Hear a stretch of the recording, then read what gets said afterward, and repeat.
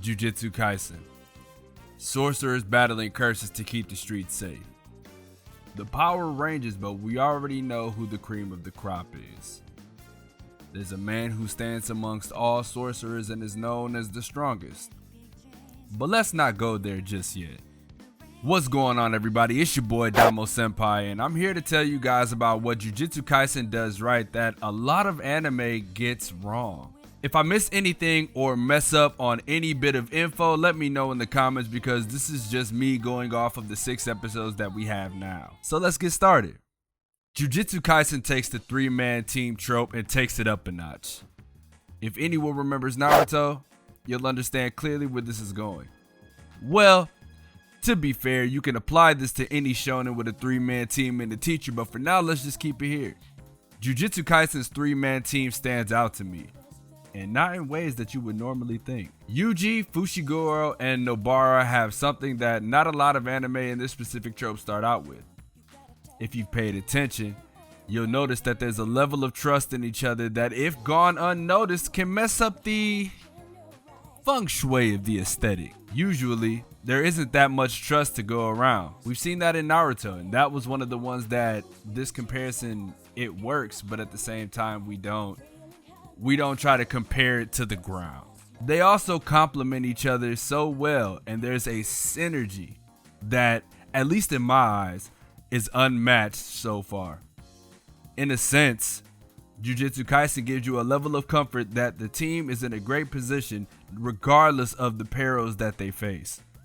Because at the end of the day, we know they have each other's backs, and that camaraderie right there is hard to find early on.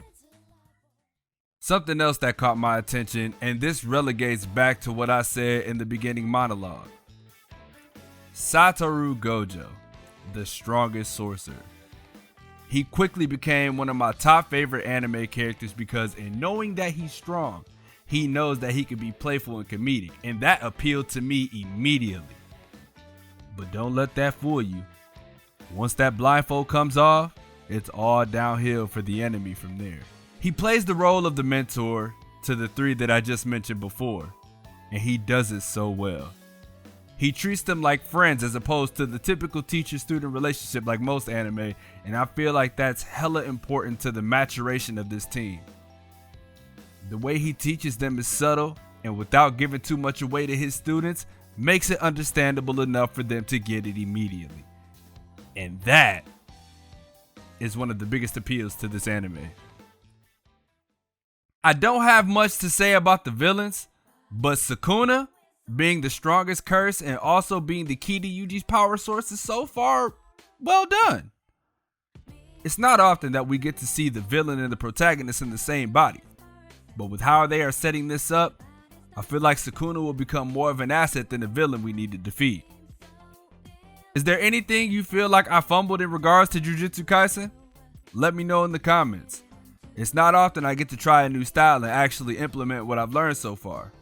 If you're new, hit that subscribe button.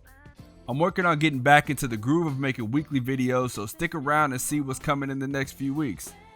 Starting from zero again is hard, but I promise you, it's worth it if you continue to strive and get better and push out more content.